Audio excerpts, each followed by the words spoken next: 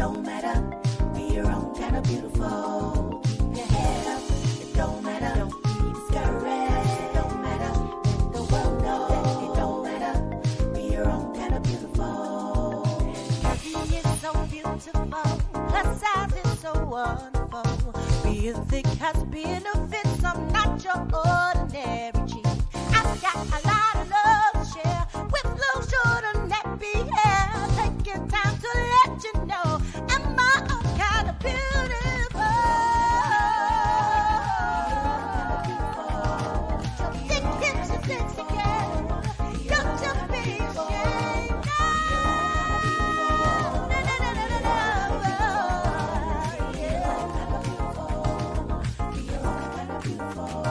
You're so beautiful.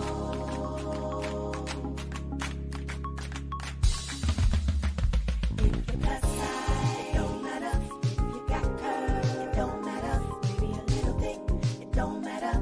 Be your own kind of beautiful. Keep your head up, it don't matter. Don't be discouraged, it don't matter. Let the world know that it don't matter. Be your own kind of beautiful. Beauty is so beautiful, her size is so wonderful. Being thick has benefits, I'm not your ordinary cheek. I've got a lot of love to share with little short and nappy hair. Taking time to let you know I'm my own kind of beautiful.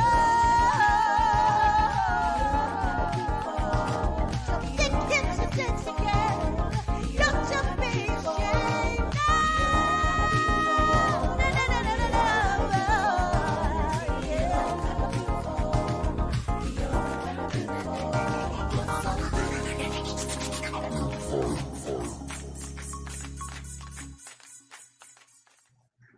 Hey everybody, this is your girl Jamila J.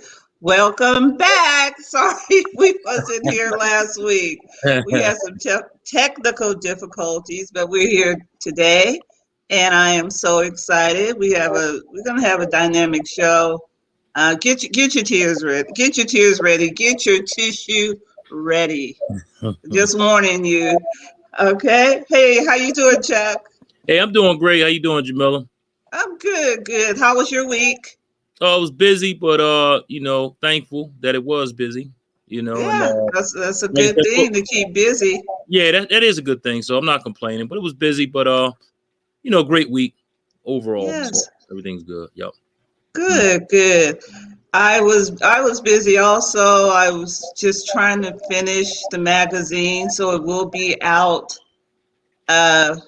next week. Well, I mean, we're in March, so Yeah. next week it'll be out. I'm excited. Mm-hmm. And we have a small article on the Feel Good Talk himself, Mr. Chuck, aka DJ Chuck B. So it'll be interesting. Yeah, definitely. I appreciate that too. Thank you. Yeah, cool. We have a special guest, Chuck. It's Karen How you doing? Dickson-Brown. Yep. Hello. And she is an author, and she has a really dynamic story to share. A lot of us can totally relate to life. I mean, this is real life. Mm-hmm. This is big girl life. So I'm just, you guys get ready for just a dynamic story. I have her book, and I did read it, and I did mark it up, and so it's gonna be a great conversation, and to say the least, it's very relatable because a lot of us has gone through some of those trials and tribulations, Right. and if you haven't, some of us will get there in terms of losing a parent or a grandparent. So thank you for the book, and it's a great read. It's a great read. So before we go into the her story, one breath at a time, let's have a word from our sponsor, and then we'll come back and we'll get into this. Mm-hmm. This is A-Game, an all-natural herbal dietary supplement formulated exclusively for men.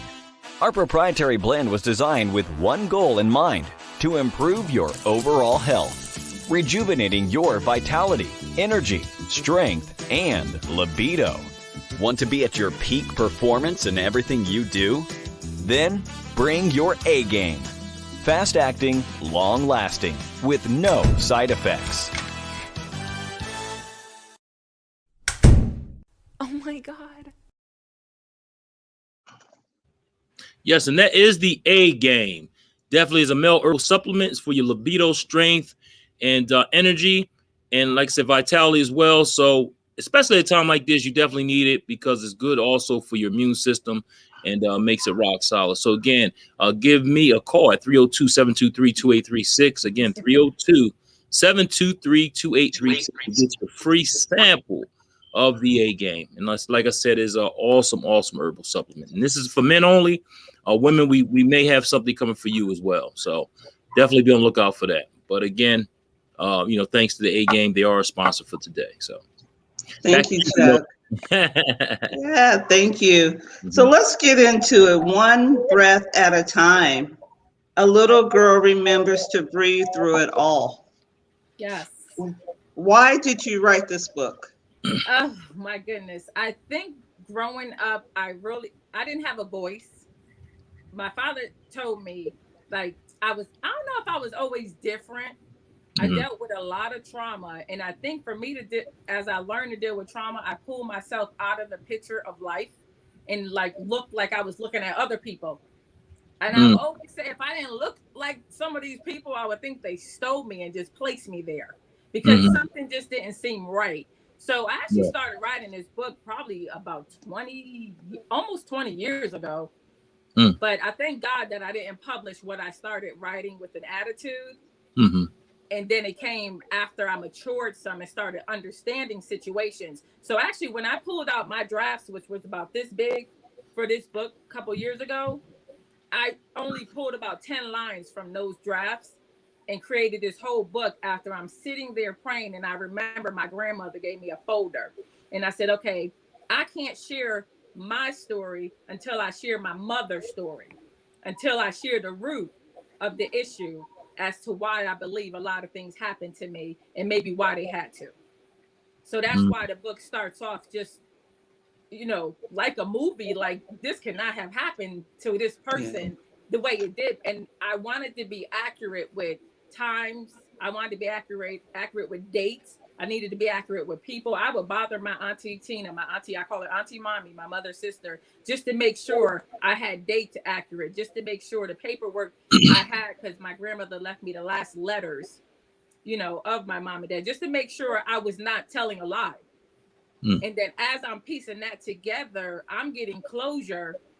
And then I start to understand why things happen to me. So I said, you know what, let me just not, I sent this to my publisher, Julia Royston, who's a good friend. I love her. I sent this to her and I said, I got the first half of the book done. I'm gonna get the second half. She emailed me back, capital WOW. That's your first book. Don't send me nothing else yet.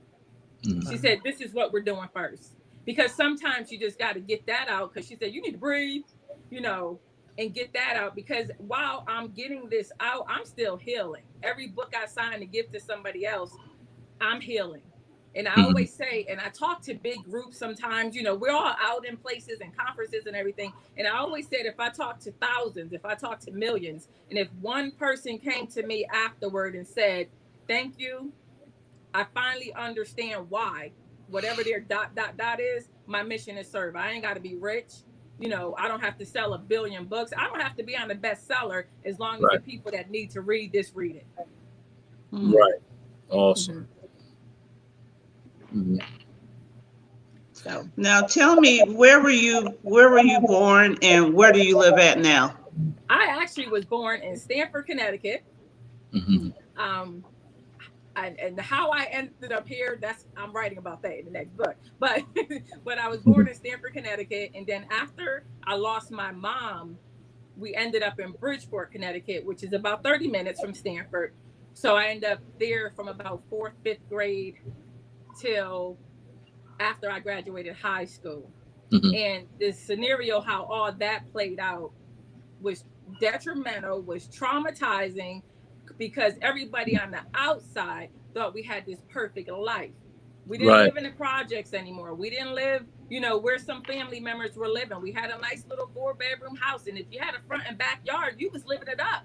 Being Mhm. black, you was living it up. We lived on the Mhm. north end. We didn't live on the bad end. We went to the nice schools and everything. So on the outside, people thought we lived this perfect life. So Mhm. what I think I was created for now is to be that voice when people think things are going the way they're supposed to and everything's cute. Because I did a presentation once after a church here had a homicide suicide with a whole family. Wow.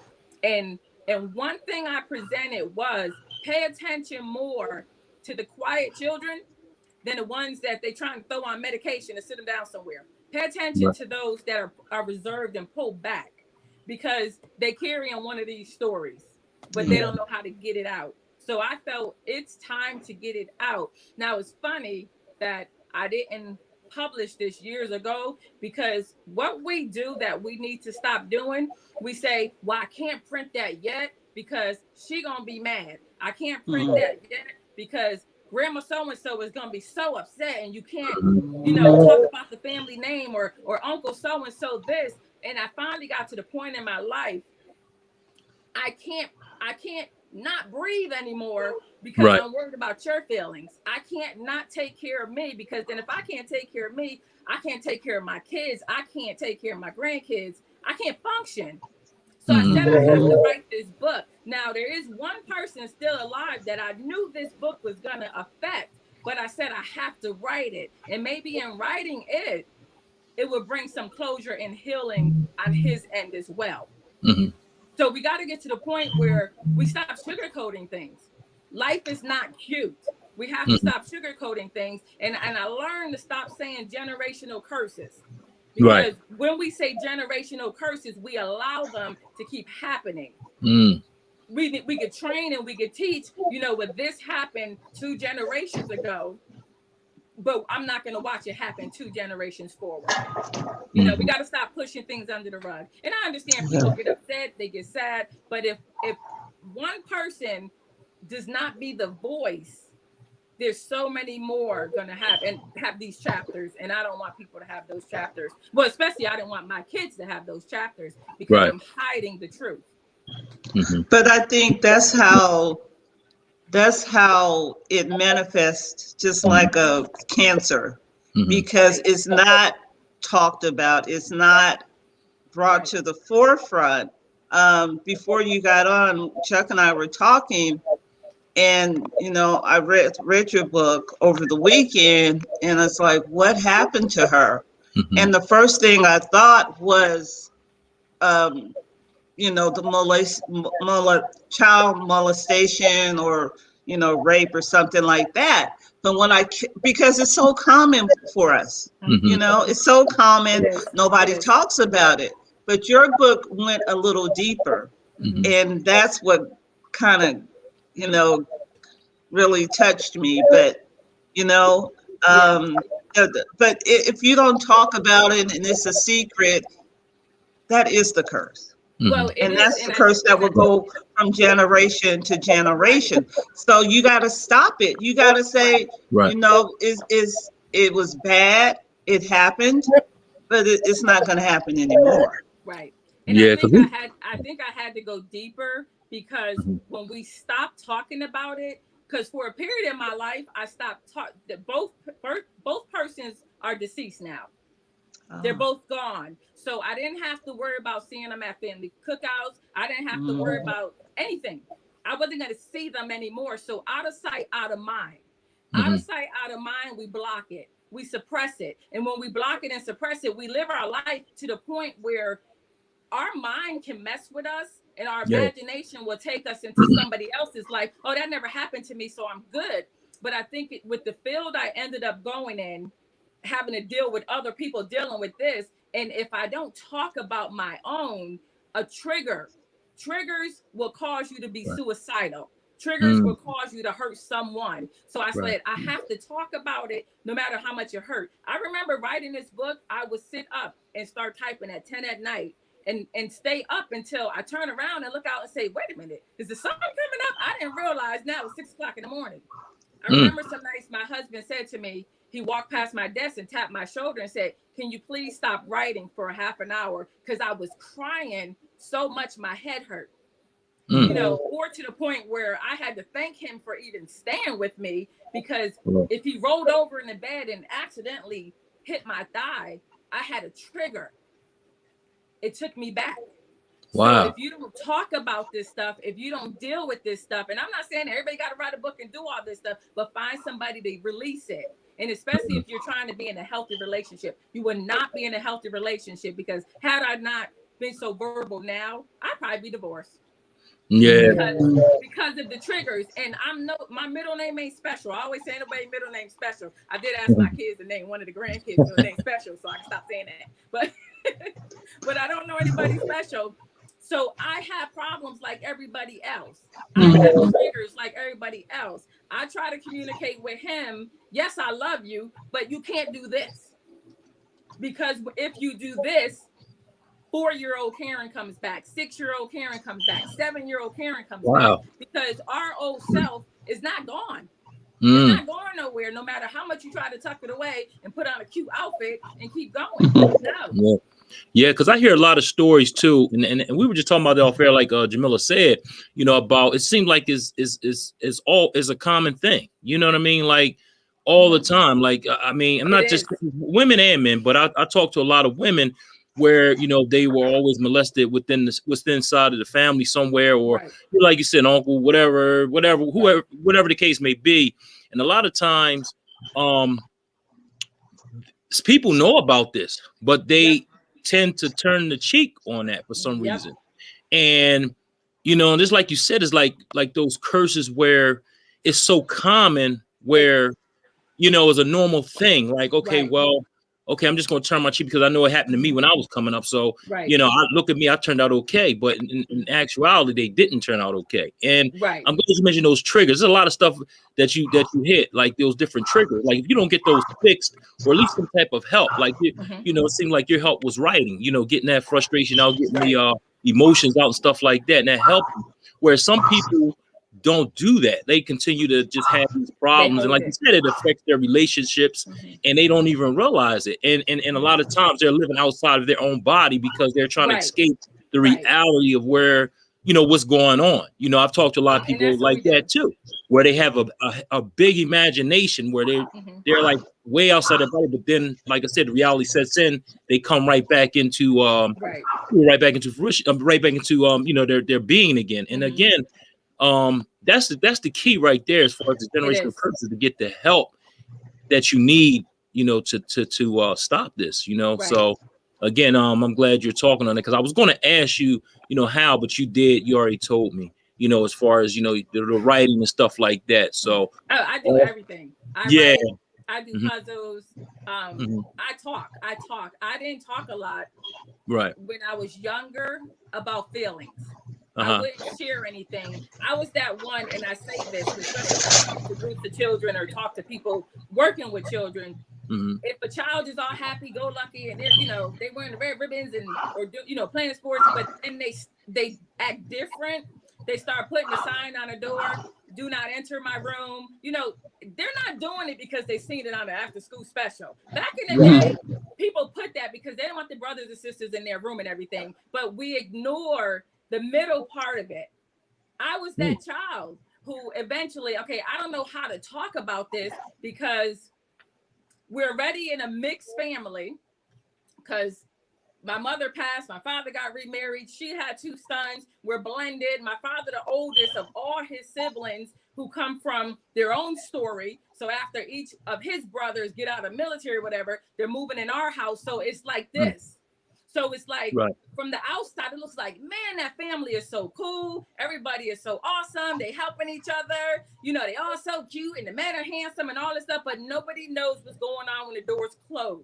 Because we were raised that you don't talk about this type of stuff or that type of stuff. And God knows we wasn't going to share certain things because we didn't want to feel like those people. You know, we got to stop saying those people because all of us are those people. If we all sat down and went on a retreat together and we were honest with each other and start talking about our life, whether it be as a child or any relationship we was in, we are those people.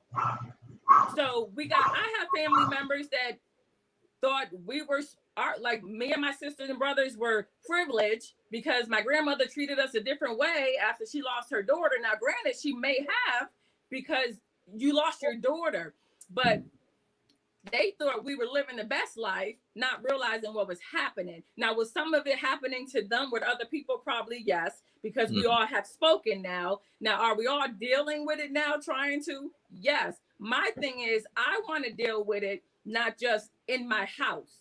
I want to deal with it everywhere. My husband said, Lord have mercy, you're going to get yourself killed one day because I even did a training on being nice nosy. I'm sorry. Somebody has to be the voice for the children. And I always say, if you look at a picture, y'all look at this picture here. Yeah, I'm hurt. I'm mad because I got in trouble for punching my brother. This is in front of the Christmas tree. So I got in trouble. But this is a sad little girl right here. Look at anybody's school pictures. And I scroll Facebook and I look at people's pictures because I know a little bit about this story. And you go like this. Now we got masks on so we can see eyes better. You go like this. Pay attention to the eyes.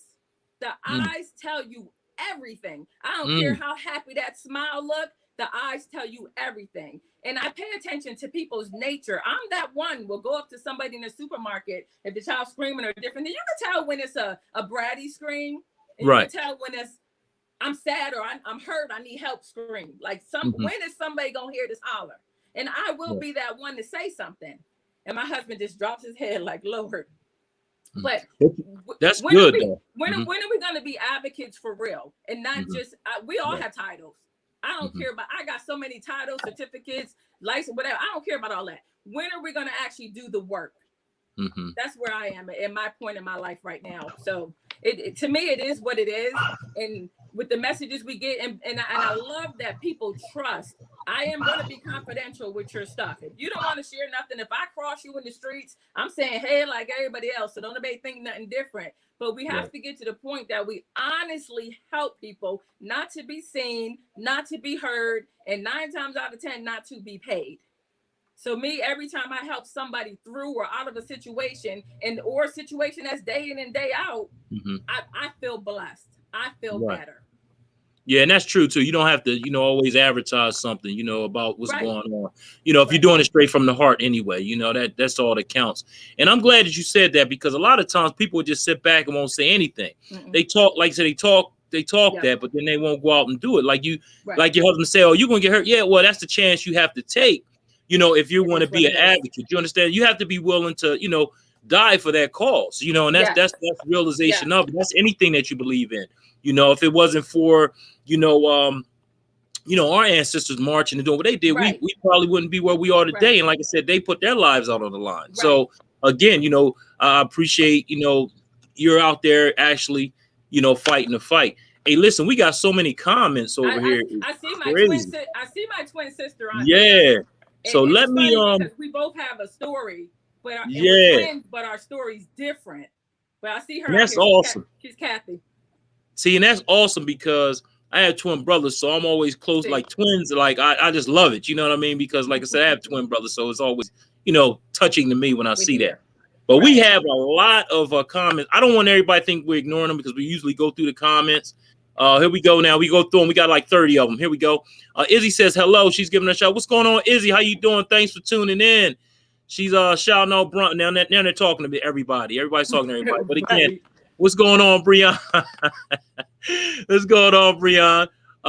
Kathy says hello all again. And thank you for tuning in, Kathy. We appreciate that. Breon, he sends a love heart face there. And okay, we got everybody speaking to everybody. Izzy says a hey to Kathy. And also Kendra says, hi, fam. Congrats on the magazine. Hey, thank you, Kendra. Thanks for tuning in. And check out a lot of her body butters. Check her out. The Essential Oil Coach right here on Feel Good Talk. Definitely check her out. We got Karen. Kathy's in the background. She says, Karen, she's giving out some hearts out there. And let's keep going. Let's keep going. We got Colette White. She says, love this, and Karen too. They loving you out there, Karen. We also have Deborah Thompson. She says, hey, everyone. Breon, he says, what up, Queens? Don't forget about the king, brother. Don't forget about the king. You know what I mean? And Sky Darling again. She says, hello, fam. What's going on, Sky? And she says, what's up, Kendra? Okay, we're going through this now. All right.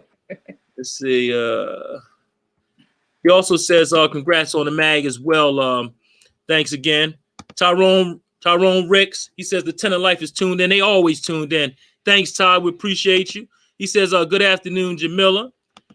He also says he has a copy. So again, and also he says, good afternoon, Karen. Gives you some smiley faces there. And good afternoon, Brother Charles. Brother, hey, thanks, man. Thanks for tuning in. We definitely appreciate you. He said we love you all. We have Izzy here. She says hello, Crystal Showell. So we got everybody on this feed. Let's go. There's so many of them. I might not be able to get through all of them. Yes, life is not cute. I guess when we were talking about different things as far as growing up and stuff of that nature. And Scott Darling says, share this broadcast and we will feel good with hashtag Jamila J Girls Talk on Feel Good Talk. All right, thank you. She also says hi to you, Karen. And so on and so forth. We'll go to this question here. Yes, the eyes speak the truth. And yes, they do, Izzy. They are the gateway to the soul. I mean, and let's see who else good. Let's get on. Let's do something else here. Here we got another one by Kathy. She says, yes, we must speak out at to people in every situation. And that's definitely true on that one. And Izzy says, I love you, Karen, Dickson-Brown. And so many lives are being touched and free. Mm-hmm. Yes, indeed.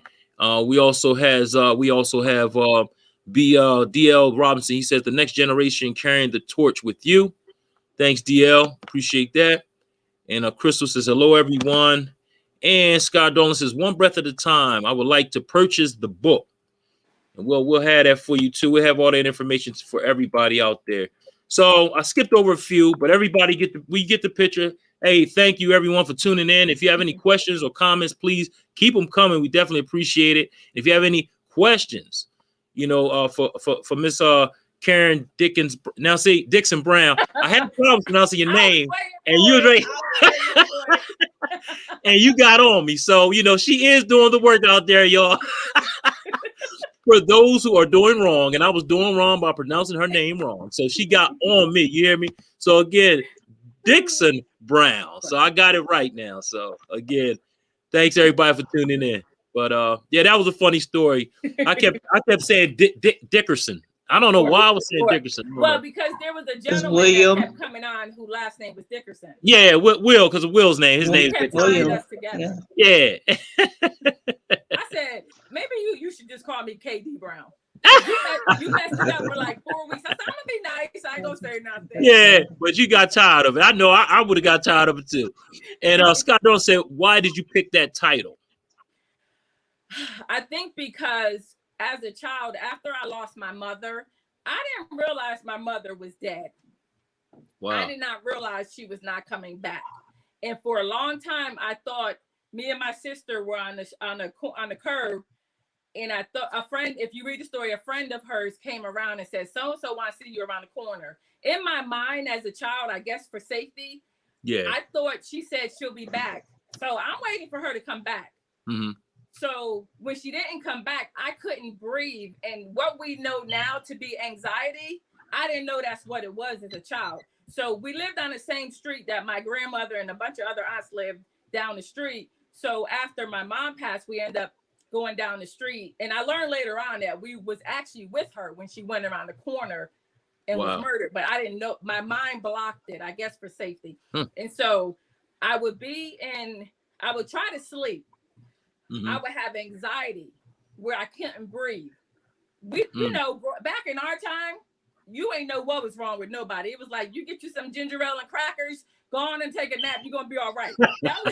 That's true. That we didn't, we didn't know nothing about anxiety and all this, stress. We didn't know that. It was like, oh, baby, go on and lay down. We're gonna get you some ginger ale and crackers. And so that's how I grew up. And it wasn't until I got in this field, and it wasn't until later, because this is not the title of the book. The book, I got the old title written somewhere, but it ended up being this when I sat down and start remembering stuff. Because after the trauma, I blocked out my childhood. I am not one that can tell you who all my teachers were.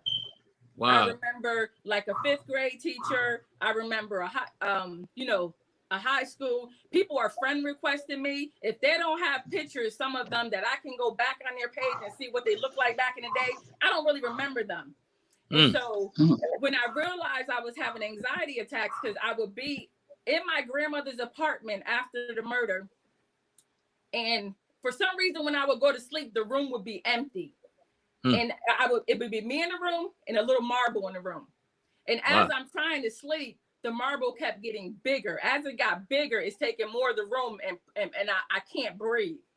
So I was like, one breath at a time is going to carry me through what I need to do, one breath at a time. And so now, till this day, I remind myself just to breathe, just to breathe. So I think that's when I came up with it. And then a little girl remembers to breathe through it all. I went and saw a professor speak in Charlottesville, Virginia once.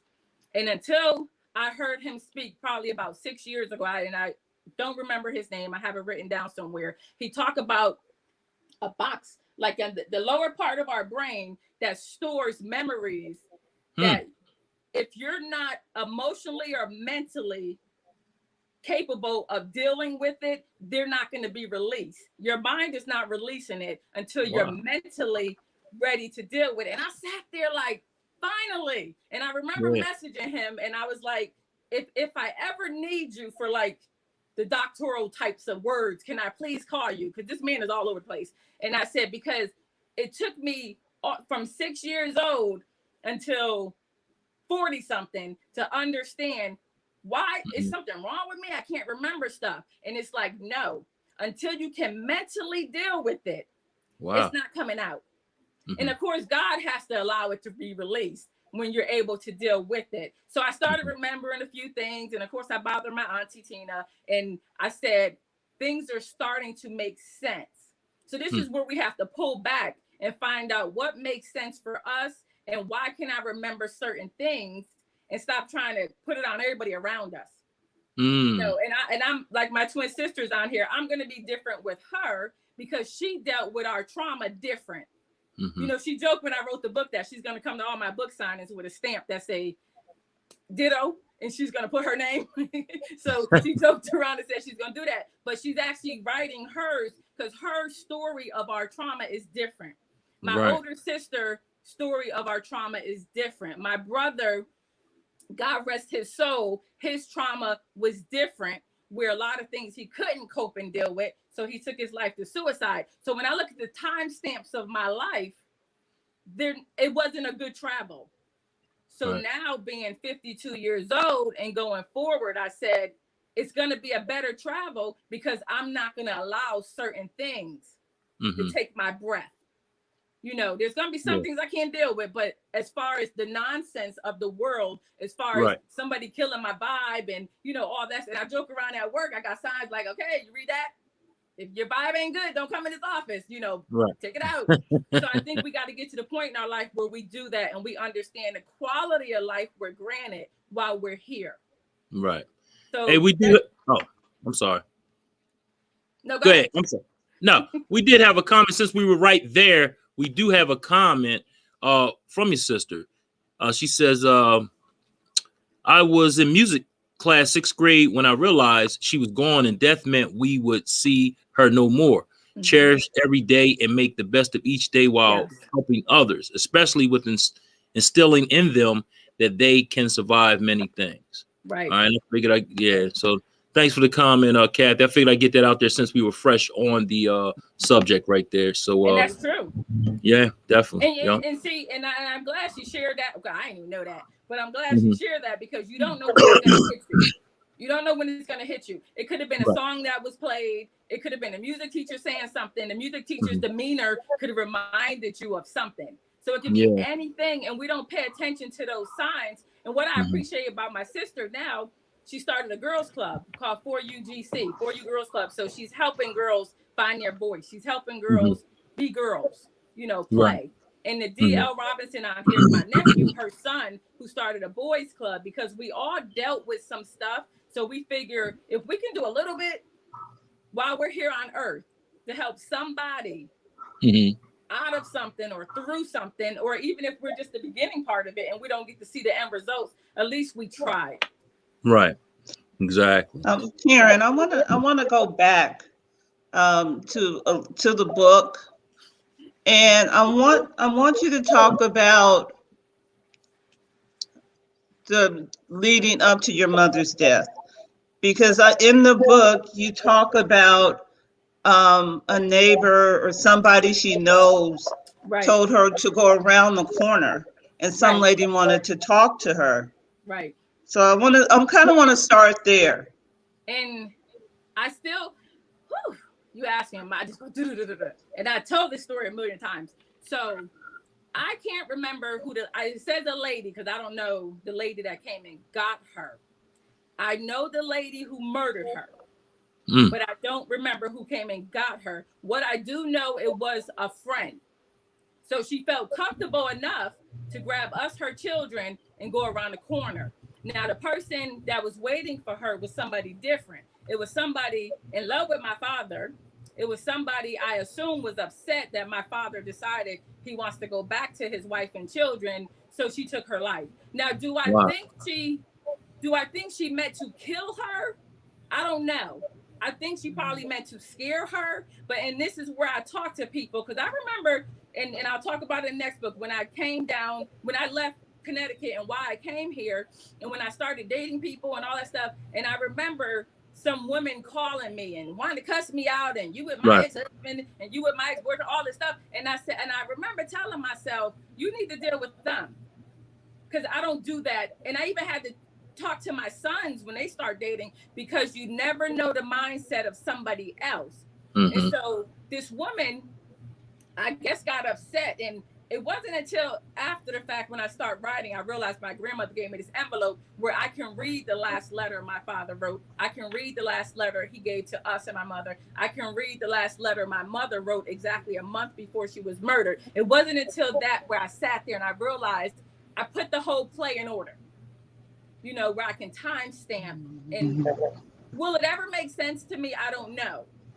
While I was writing this book, I had a mirror over that desk, and I looked up. And I don't care for my name Karen, which is why I say Katie Brown now, because the lady that murdered my mother name was Karen.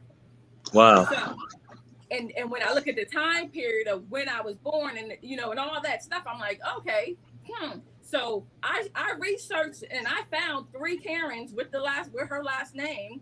I found addresses, I found phone numbers, and I had them sticking on a mirror for like a year. My sister-in-law said, so is that helping you? Like, what do you plan on doing? I still can't answer that question, because myself, I want to get in the car and go knock on all these doors. Or I want to call, or I want to like package all my books and send them and be like, I just need to know why. Like, are you finally happy? Like, you know, and I think there's some things we won't get answered. Right. So if I had to retrain myself after dating and different things, where if drama and nonsense came about, I'm not doing it. I remember my son was dating, he was in college, my older son, and some girl wanted, you know, why you got to go to practice all the time? Why you got to do this? And she's shoving and she wants him to hit her, and he calls me. I said, put her on the phone, and I explained to her why we don't do this. Because he's taller, bigger than you, he could push you, you can hit your head on the table and die. Right. We just wanted to go to the gym. So I think about it that way, but I always sit there and wonder why someone would do that And I try to talk to people now and say, you need to be the most important person to yourself, not a relationship, not anybody else. Because if a man or woman wrote a letter to somebody and told them this, and she told you that, or told you, we have to start believing, even though somebody's cute, they're telling us what we want to hear, they're probably lying as well. You know, and that showed me that this can be taken in a New York Minute. So I had to share that story because my mother, rest her soul, started being molested when I don't know how young she was. She probably was like 8, 9, if probably younger. I don't know. So I said, you know what? I can't share my story without sharing hers because it goes backwards. Mm-hmm. It goes backwards. So and probably till the day I die, if I don't get up enough courage, because my books are in the library here. It's in the state library for Virginia. I have several books, and I'm working on getting the books back in Stamford, Connecticut, because that was around the corner from where everything took place. So I would like to do that while I'm there talking about the book. Right. What am I going to do if she walks up the steps? So Yeah. every day I'm preparing myself for the what ifs, because Right. I may get strong enough to dial one of those numbers. I may get strong enough. I don't know. And then we got to be careful, because what happens if I do call and I find out she got a child that we didn't know about? What happens if, I do call and I found out more to the puzzle? Right. Am I mentally ready for it? So God said, pull back and let me keep working with you this way first. Hey, we do have a comment from your sister, since we're right there on the subject. She says, and I remember our father telling us to never tell a person you love them if you don't. And any relationship, with the sincerity of all involved. You never know how a person will take rejection. And I too have many talks with my children, telling them to think before they act in every situation, right? Especially dating. And she also says, breaking curses, if not our grandchildren, would be telling these same stories. And Jeff's definitely right. And we also have Miss Elaine Brown. She says, yes, be the most important person to yourself. And then we also have Keith London, Miss T. Ricks, holding it down, a good business. So again, we did have one earlier. I can't say this word. It says, yes, the amygdala, the whatever it is, the part of the brain that stores emotions. And holding trauma causes many physical problems. Thank you, Karen, for showing us there is a freedom in release. Yes, indeed. I should have known Kendra knew the name. Yeah, I can't. I thought it was amygdala. I don't know. Anyway, y'all help me with that. And it's the brain. You are all great. The world needs this. Thank you, Kathy, and you're great as well. Thanks for tuning in. We definitely appreciate the love and support for everyone that tunes in and supports Feel Good Talk and Jamila J's Girl Talk as well. Yes. So we definitely appreciate y'all. So back to you, Jamila. Okay. Karen, I want to read a passage from your book. Having to learn the hard way not to accept broken apologies, and that friendships and true love should never hurt, and surely not leave you messed up physically, emotionally, and mentally, while creeping into your spiritual mindset. Once we understand what self-respect, self-esteem, self-worth means, we then could take a hold of our lives as we bloom and grow into so much more than we could ever fathom. I really, really like that. I think it all goes to learning who we are. And I get upset when I hear people hush children up or push them to the corner or tell them, well, stop asking so many questions. Right. It bothers me. And I know I get on a lot of people's nerves. I know I get on my kids' nerves with their kids and, nieces and nephews, because I do say, allow them to talk, allow them to express themselves. Children are going to learn, the most they're going to learn in their life from 0 to 5. So if they have to try to learn stuff while they're being hurt, allow them to have a voice, allow them to have an out, because if not, you don't know who you are. It took me a long time to figure out who I was. It took me a long time to like myself, because I started having an eating disorder because I figure if I gain weight, they won't want to touch me. But nobody's paying attention to that, so it's different things that we do. But it wasn't until I found who I was. And I remember one time when I finally felt good about myself and I said something.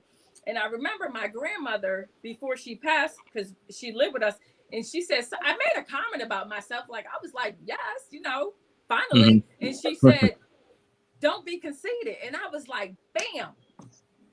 It's like I got sucker punched and pushed back down, because she's coming from her time. She's coming from a time where, you don't speak highly of yourself, because then you think you're better than somebody. So we got to be very, very careful. And I think when you finally find yourself, because it takes you a second to lose yourself, but almost a lifetime to find yourself.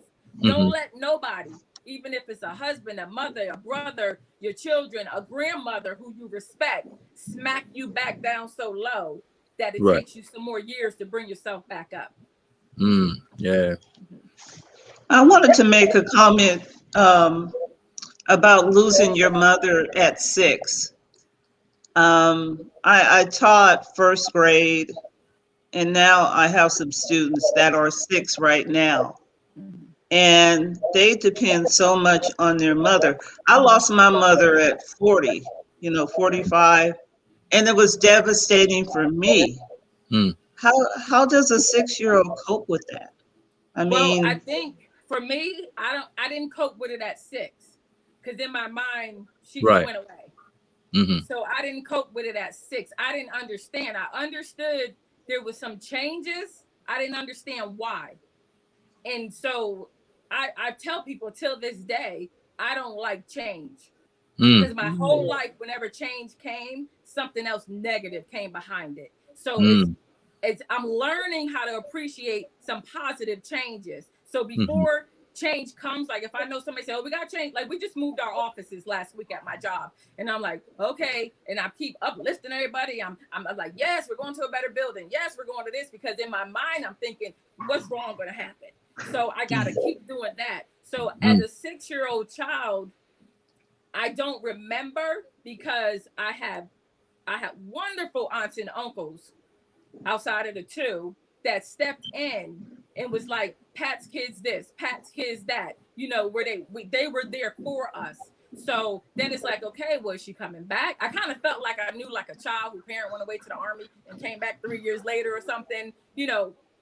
I didn't understand that she was gone. And to be honest with you, I don't know which chapter in the book it is. I don't think it was until I was 22 years old, sitting in the Stamford, Connecticut library, down in the basement, looking through microfilm, because this side of the family or that side of the family wouldn't tell us how she really died.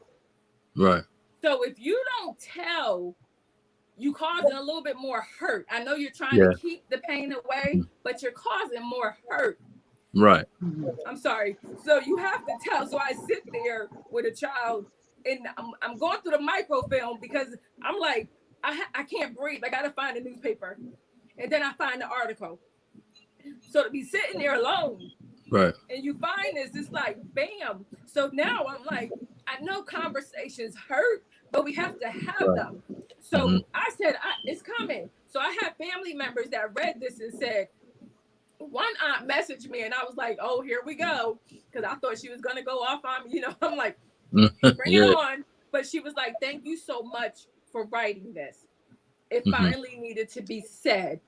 So this is where we are in our life, where that's a long time, 60 to 22. In that period, finding out who her real father was, finding out who he wasn't and why he wasn't. And when I try to approach him, he think I want something. I mean, so it's like a child that's been through so much continues to get punched down for lack of knowledge, for lack of compassion. And I guess I'll say compassion. For lack of compassion, or I don't want to get involved, because then I'm going to open up some more closets. Open the closets. we all declutterizing now. Let's declutterize it all. Mm-hmm. So, Karen, is that when about the same time that your grandmother gave you an envelope with some letters and No, some? my grandmother decided that Pat's kids needed to know the truth about stuff after my brother took his life, because she was Okay. scared we would be next. So my now ex-husband, she made him bring, because she would always say, I need you to come get some stuff. I need you to do this. But I didn't want to get it. I said, Grandma, I don't want it. I didn't want to open up Pandora's box when I don't even know what's going on behind me. You know, Right. so I think the fear of it all kept me. But so they figured it out and dragged me down there, and she gave it to me. And, you know, I skimmed through it. But then it wasn't until I started pulling these drafts out that I really read everything with a fine tooth. And it made sense. It didn't make sense 10 years prior. It didn't make sense 15 years prior. But it made sense when it needed to. If that makes any sense. Mm-hmm. So I pulled it out my closet and I just started piecing it together and then calling my auntie, asking her a million questions. But just to see my mother's handwriting and read the hurt between the lines, I said, I have to share this. Awesome. Hey, we got some comments out there. I want to get them out today. They're coming by the bundle. So we got Sky Darling. She says, Charles Brakeland, Jamila J. Choice, thank you for having this show. I listen, learn, and live better now. During the week, I am able to reflect back to the show and learn how others deal with trauma. Then I think, and bang, I still back the joy of loving life again. Thanks for that comment, darling. And we definitely appreciate you here at Feel Good Talk and Jamila J's Girl Talk. Colette says, trauma is terrible and haunts so many. And that is definitely true. Keith London says, Kendra with the info he was talking about earlier, as far as, with the part of the brain that stores the trauma. And Kathy Dixon says, be vocal all the time. If someone is hurt from your words, they will be okay in the long run. Don't hold anything. And that's true, because I remember when we were younger, they were told, stop talking, don't tell everything you do as I say, not as, whatever. They just tell you, you can't say anything. So that's good. I think nowadays it's starting to get to that point where kids are able to express themselves more freely. I think some more free some of the free is too much, but at the end of the day, they're able to express themselves more than what we could when we were coming up. And Kathy Dixon says also, you don't cope, we learn to live without. That is so true. And Izzy Meditate says, yes, keeping a secret only causes people to deal with trauma later in life. And that is so true. That is definitely so true. And Tyrone Rick says, Karen, you are awesome. And Kathy comes back and says, parents, step parents, aunts, uncles, and foster parents need to take a different approach when raising children with deceased parents. Truth, love, and wanting to be the hugs needed is so much more than buying things. And that is so true. That is so true. Scott Dawn says, hi, Tyrone. Okay, Rick's my king. little something like there for us, And she says, thank you, Jamila J. Choice, for having Girl Talk with me. And then I feel to be. All right. She's a poet and don't even know it. All right. Thanks, Scott.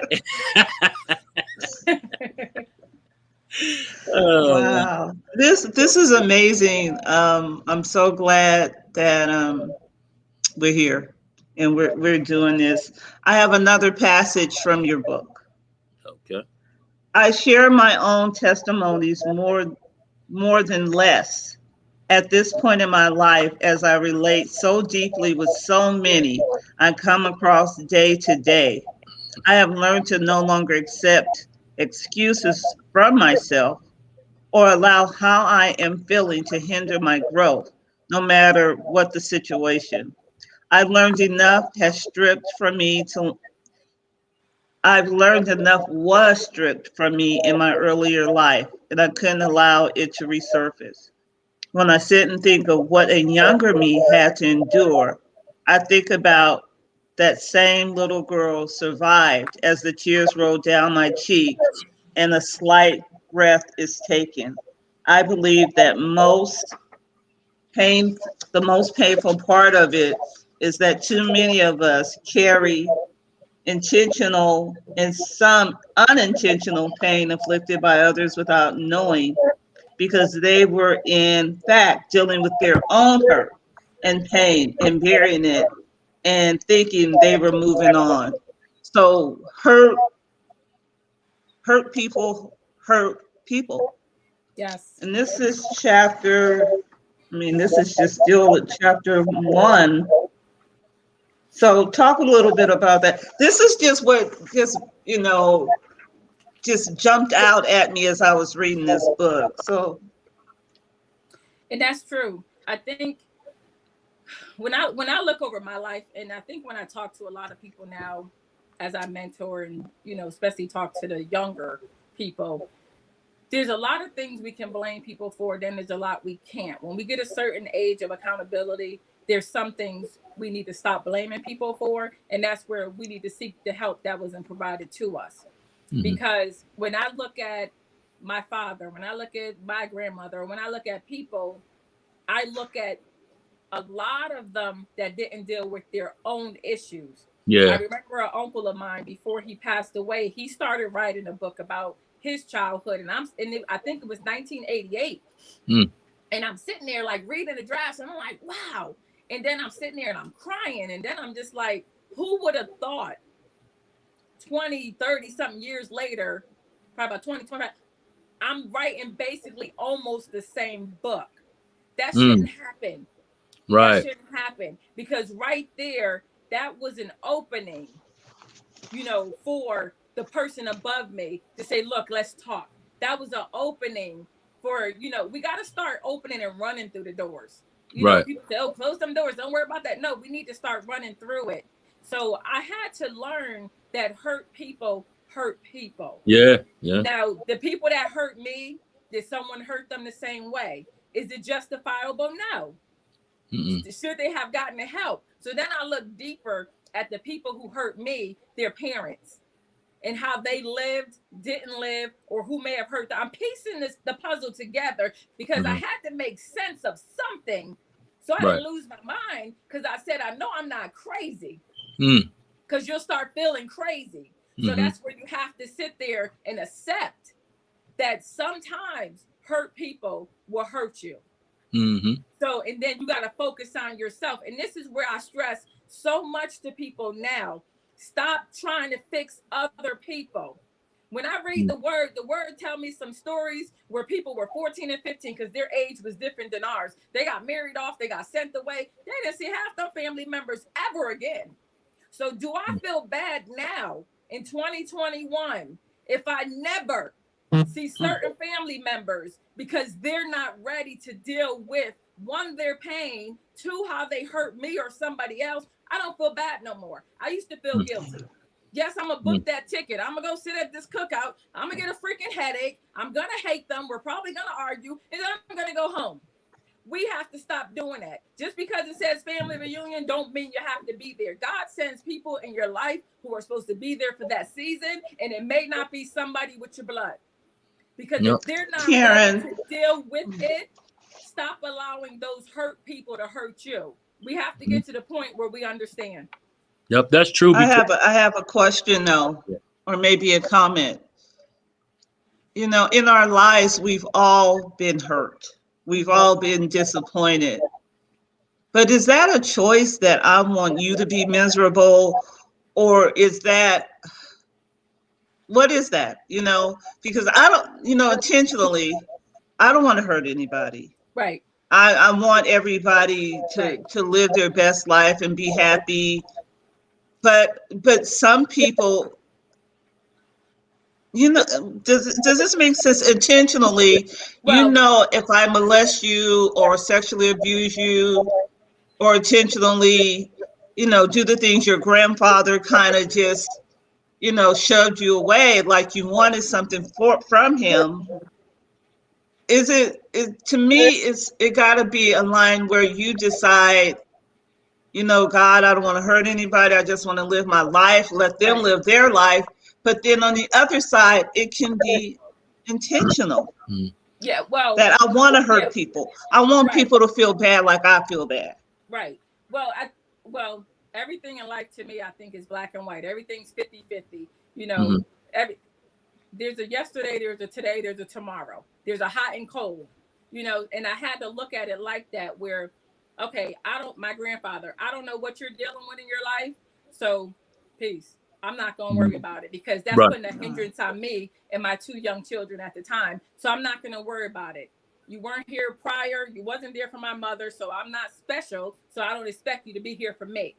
You Right. know, and then the people who hurt me, now granted, were they sorry? Probably. I wish the younger me knew I was going to be an author. I wish I knew I was going to share my story. Because when we're going through it, we're like, we ain't telling nobody nothing. Because then they're Hmm. going to look at me like I'm dirty. Then they're going to look at me like Right. I'm this. Or they're going to say I asked for it. A lot of victims are told, well, you must have been wearing this, or you must have been, doing that. Or when you went out the bathroom, because growing up, we had the house for one bathroom. Did you have the towel on right? So we think about all that stuff. But then I remember one day receiving a card from my uncle. If I still have it, I don't know. And it basically was apologizing for what he did. My mindset at the time, I don't even think I read the whole card because I'm just like trembling. Like we Right. don't even live in the same state. I don't have to deal with you. I'm done. But for me to receive that, I guess was a little comfort because maybe he finally dealing with the hurt of his own past, his Hmm. own issues, his own insecurities, his own whatever. I don't know. I don't know when his light bulb came on. I don't know if God Hmm. whispered in his ear, my son, you're not going to be here much longer. I need you to get this to her so Right. she can feel better about herself. And Hmm. then the other one died also. So I don't know. But I Hmm. think we just have to remember, yes, we said hurt people, but there are some people that intentionally want to hurt people because they don't understand the impact of what they're doing. And then Right. there's some people that don't understand that what they're doing is wrong. When Right. it's That's like also good too. when you're a child, there's so many children right now. If we filled up an auditorium and said, how many children been to a slumber party with their friends? Half the room raise their hand. Okay, we need y'all to go on that side of the room. Okay, we're going to talk to that side of the room. Now, before you went to the slumber party, did you eat dinner when you saw that family eating dinner every night at 5? Do you do that at your house? No, that's something new to me. I never seen that. My parents aren't even home at dinner time. Did you take a bath at this time? Do you watch movies together? Do you do this? No, you're going to have a couple of children step out of the crowd and say, I'm a latchkey kid. There's nobody home. My uncle pops over, but when he pops over, since I was 3, he's been touching me. So to me, that's normal because my parents Right. keep giving him the key to come back. So this must be what life is. So many people Mhm. don't realize they're being abused until they see somebody else, or we watch these cute movies. But a lot of movies we think it's just a movie. We don't think it's real. We Hmm. all know movies come from real life stories. So Yep. we have to start paying attention that sometimes hurt people are hurting because they're programmed. Because for me, for a long time, after my mom and then moving in, I'm thinking, well, this just must be the norm. And then if you're coming around Woodstock time, you see all the crazy stuff on the commercials and TV, you think, oh yeah, this is the norm. It don't matter Well, how hold old you up. are, everything So touch everybody. Yep. That's true. I just wanna touch on the fact that you were molested by your stepbrother Mm-hmm, and an uncle, mm-hmm. and it's in the book. And So it's funny, they're not even related. And when I think about it, I'm like, man, they had so many girlfriends. They had, they had the cars. This was back when you had your big car and your little dice hanging up. They had all this stuff. And to me, they didn't lack anything as far as relation. So I sit back and say, they had the problem, not me. Hmm. They were the issue, not me. I didn't invite it. It was their sickness.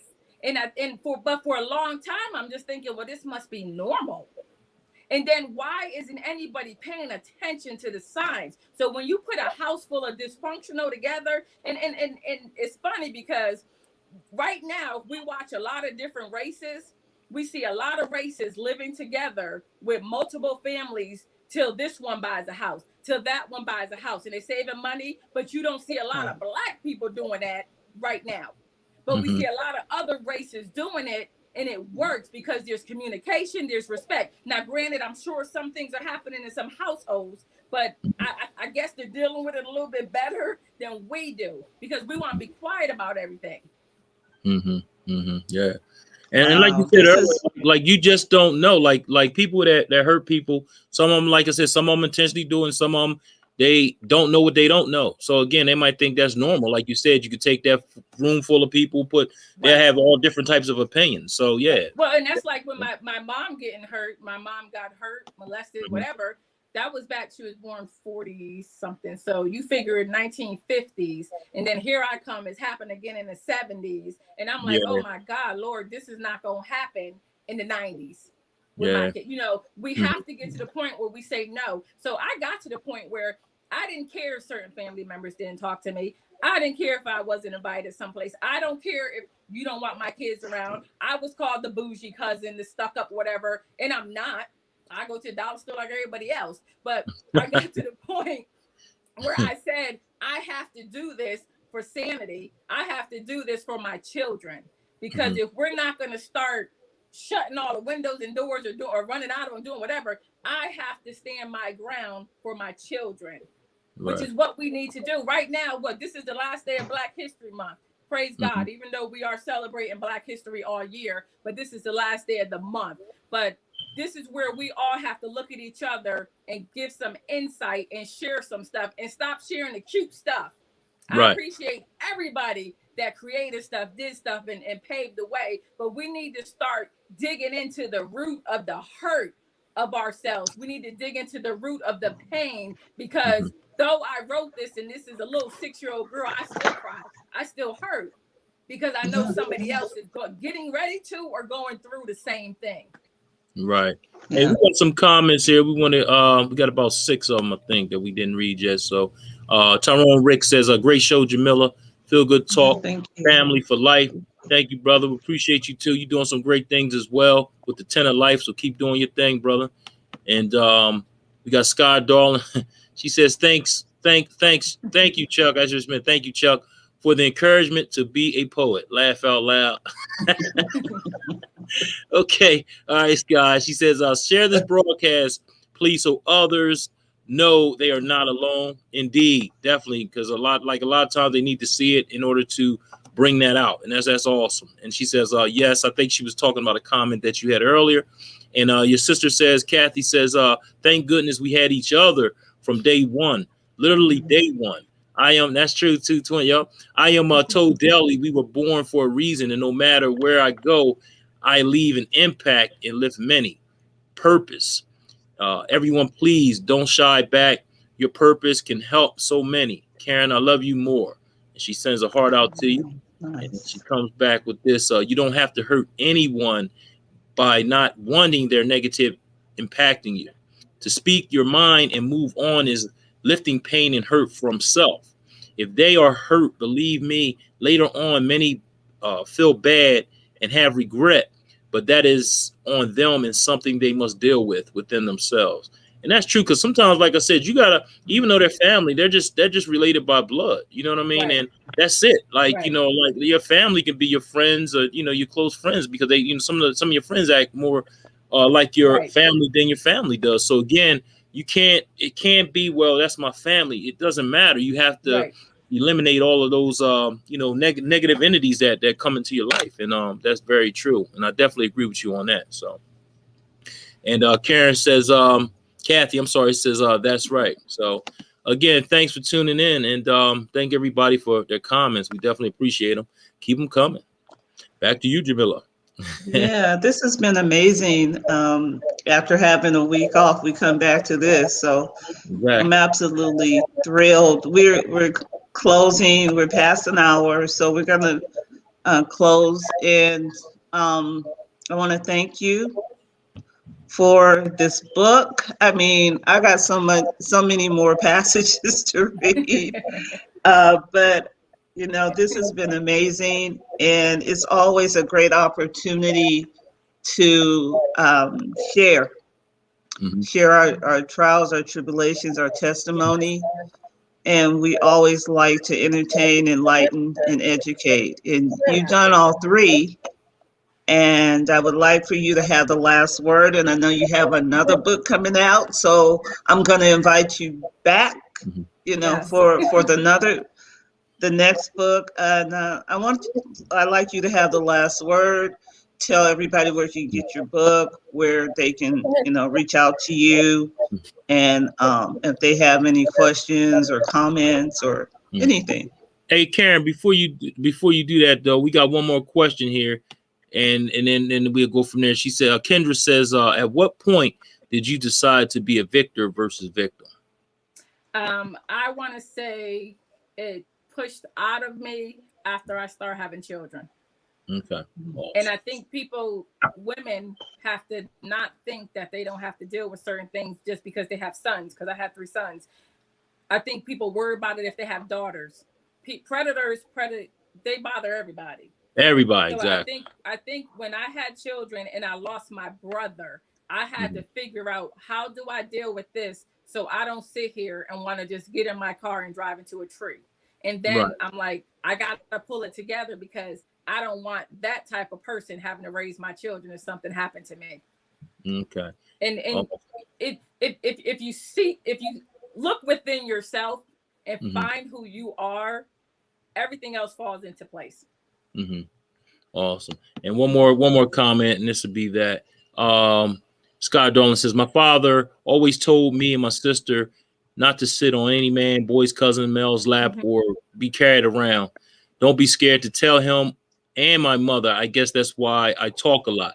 Thank you, Pop. Yes. Awesome. And I'm clapping to her father, because I talk about this all the time.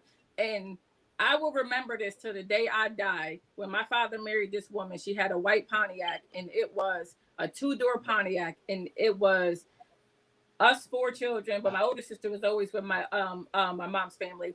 So you figure 3 of us, 2 of them, 5 of us in the back seat. Somebody had to sit on somebody's lap. So typically the younger children are going to sit on the bigger children's lap. And just to have to sit on somebody's lap who kept moving around and doing different things, and you can't say nothing, because if you say something, you're causing an argument in the house. If you say something, you're causing diversity, or you're scared of what's going to happen, because this person probably kill them, so it's like you pull back and you accept it. And so I'm so happy when somebody raised their child and say, don't sit on nobody's lap. I am that one. So Chuck, say like we all get together. I don't force any child, oh, go give Uncle Chuck a hug. I'm on TV with him and we doing this. He's so nice, and children, senior citizens, and pets got the best instinct. They got that, they can get that vibe and be like this. That child that run to somebody, they all happy, but then if they shy away, do not make them hug nobody. Do not make them kiss them. And Lord have mercy, do not leave them alone with that person. Because that right there starts off a lot for the children. Yep, that's true. So very true. I saw that comment come up, so I appreciate that you read it, because when I sent this book to my publisher and she started reading through the drafts, she also remembered a time her father told her they went to pick up the neighbor kids to drop them off somewhere. And the father was like, oh, no, if there's no room, we're not picking them up because you're not sitting on his lap. So I sat there like, man, why couldn't I have that person? But I can no longer be in pity. Why didn't I have that person? So now I'm that voice. So I'm that nice nosy person that'll tell somebody if I see him outside, you need to get a bigger van. You need to get this. but we have to. So I appreciate that. And she does write about it in the book, sitting on, men's lap. She's the whole scenario in the cars. Yeah. So it's pretty, like I said, it's pretty relatable. It is. It is. It's very relatable. All of us. Yep. So, okay, I'm sorry. Go ahead. You're supposed to be telling everybody where they can find you. Get your book. I'm sorry. The last word. Well, I'll type everything into the comment after, as far as my website. I'm on Facebook, Karen Dickson-Brown. I am on Instagram, KYD.Brown, Twitter, KYD_Brown. My books are available on Amazon. They're ebooks as well, Barnes and Nobles. But if you want an autographed copy, just message me or go to my website. And I'm actually in the process of changing some prices because I think this is the first book, One Breath at a Time. This is a journal book, Read, Breathe, Journal. So you can get this set at a discounted price for the bundle. And then I have Breathing coming next. So it's going to be like a trilogy. So wow. This is coming next. And I'm excited about that so I can kind of breathe after this is done. But I'm excited about that. And then this right here, this picture, I actually took this picture at a park, a local park. And when I took this picture, it was the first day after I lost my son, months after I lost my son, that I was able to finally get dressed and finally go outside alone. And I sat at the park for probably about 6 hours on a bench. I walked around for a second, then I just sat there with my head down, crying. And then as I look up, the sun was setting, and this is what I seen.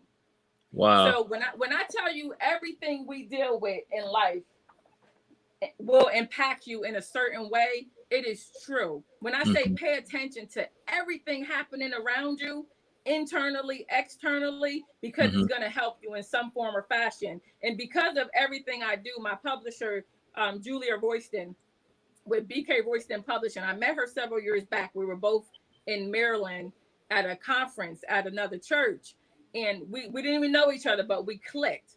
So she's a beautiful person. And then we got this coming out. I'm not going to talk about it, but we talk about grief because we're going to share that on March 15th.